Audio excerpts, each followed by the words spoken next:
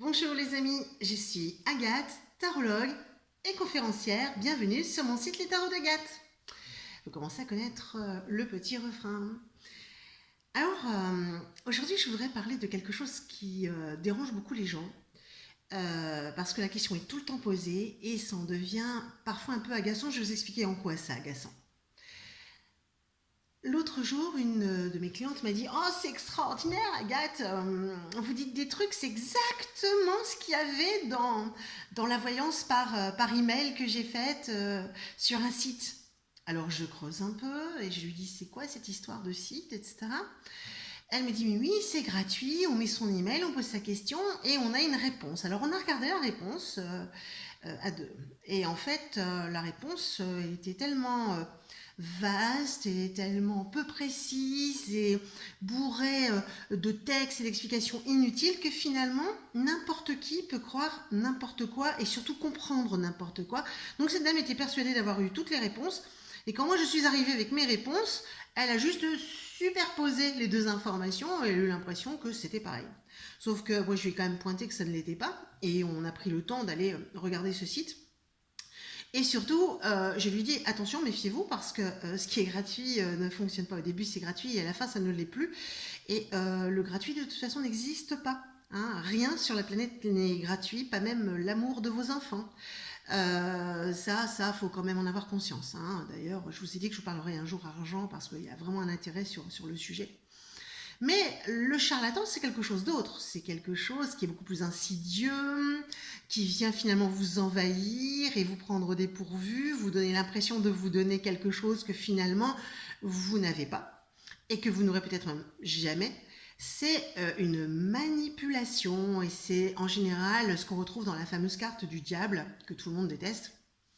Alors qu'en fait, ça donne de l'information, hein, c'est vraiment de la manipulation d'esprit. Alors pourquoi est-ce qu'on associe les charlatans avec la voyance? Alors ça, je vous dirais, arrêtez de regarder la télévision, hein, parce que tous les métiers ont leur charlatan.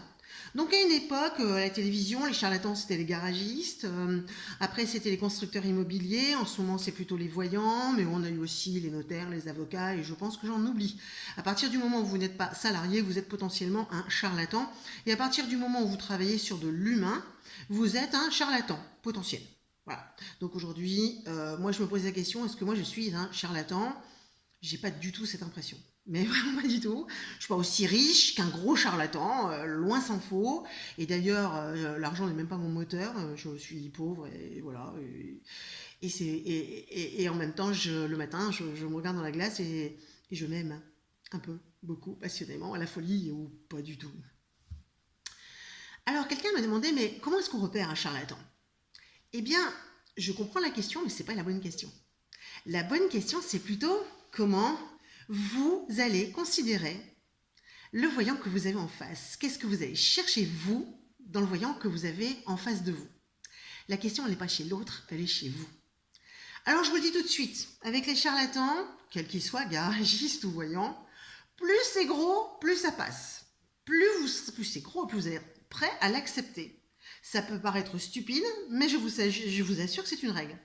Bon, c'est encore pas mon jour aujourd'hui, je bafouille encore. Hein, c'est un peu récurrent en ce moment chez moi. Alors, comment est-ce qu'on les repère? Commencez déjà par vous demander à quel moment vous risquez d'aller voir des charlatans. Parce que plein de gens vont voir des voyants et plein de gens vont voir des voyants qui ne sont pas des charlatans. Donc la question est bien, pourquoi vous allez en voir un? Eh bien, regardez votre état d'esprit. À quel moment est-ce que vous allez aller voir un voyant?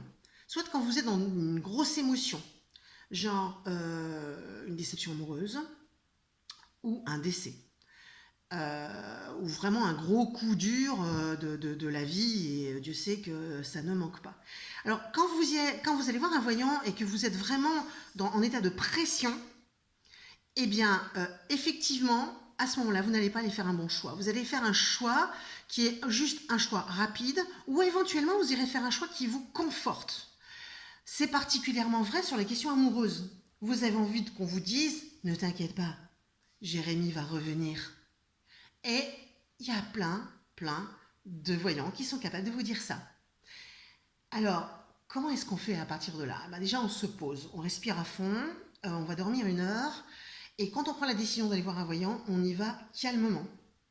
Donc prenez une camomille avant s'il faut, mais prenez vraiment le temps de souffler.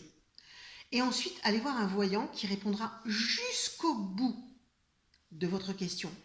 Est-ce que Jérémy va revenir? Le voyant vous dit oui. Ouh, youpi! Mais la question suivante doit être, d'accord, mais s'il revient, c'est juste pour faire ses valises, ramasser ses derniers CD, ou est-ce qu'il revient pour rester? Et s'il revient vivre avec moi, est-ce qu'il ne veut pas un jour repartir? Vous devez aller jusqu'au bout du sujet et écouter les réponses. Le charlatan, je vous l'ai dit en début de vidéo, plus c'est gros, plus ça passe. Donc si il vous annonce que non seulement Jérémy va revenir, que vous aurez un amour fabuleux ensemble, plein d'enfants, une belle maison, le 4x4 devant la porte et le chien dans le jardin, ou quand c'est trop beau, posez-vous les bonnes questions. Est-ce que c'est pas ça que vous vouliez entendre? Et souvent, le charlatan attire une personne qui est soit en détresse, soit dans une attente de quelque chose d'un peu miraculeux, d'un peu brillant, qui fait plaisir et chaud à son petit cœur. Et c'est là où le charlatan joue un rôle. Et à partir du moment où en fait vous êtes entré dans son jeu, parce que c'est un jeu, eh bien pour en sortir, bon courage. Et surtout commencez à regarder votre porte-monnaie parce qu'à un moment il vous demandera de l'argent. Alors ça peut se faire de façon directe, donnez-moi 100 €, comme ça peut se faire de façon indirecte parce que nous savons maintenant que certains pays pauvres, grâce à Internet, repèrent les gens qui sont en détresse sentimentale, en détresse financière, en détresse. Et ils ne vont pas forcément vous réclamer de l'argent. Ils vont vous réclamer des petits objets, ils vont vous réclamer des timbres, des stylos, enfin ce genre de choses. Donc, comment est-ce qu'on fait pour éviter un charlatan? C'est très simple. Déjà, commencez par aller voir un voyant à un moment où vous êtes plutôt bien. Ça vous permet d'avoir un peu comme le médecin. Vous savez, c'est bien d'avoir son médecin, mais en même temps, comme ça, quand on est dans l'urgence, eh ben, on n'a pas à se poser la question, je vais chez qui? Posez quand même la question autour de vous, si vous n'avez pas de voyant officiel, à vos amis, de poser des questions. Et n'hésitez pas à quitter une pièce quand vous êtes face à quelqu'un qui vous fait ou du cirque, ou qui vous raconte un petit peu de choses trop belles, ou qui ne répond pas à vos questions. Soyez vraiment juste attentif ou attentive, et vous verrez que vous ne rencontrerez pas de charlatan, véritablement. J'espère que cette petite vidéo vous aura aidé. Je remercie Caroline qui m'a suggéré de faire cette petite vidéo parce qu'elle y tenait, puisqu'elle me l'a demandé plusieurs fois. Donc j'espère avoir, Caroline, répondu à ta question. Et j'espère vous avoir tous renseignés. Je vous souhaite de passer bien un bon week-end. Alors comme d'habitude, abonnez-vous, mettez-moi des pouces bleus, mettez-moi des commentaires. N'oubliez pas d'activer la petite cloche pour les notifications. Je vous aime, vous m'aimez, les pouces bleus, et à bientôt!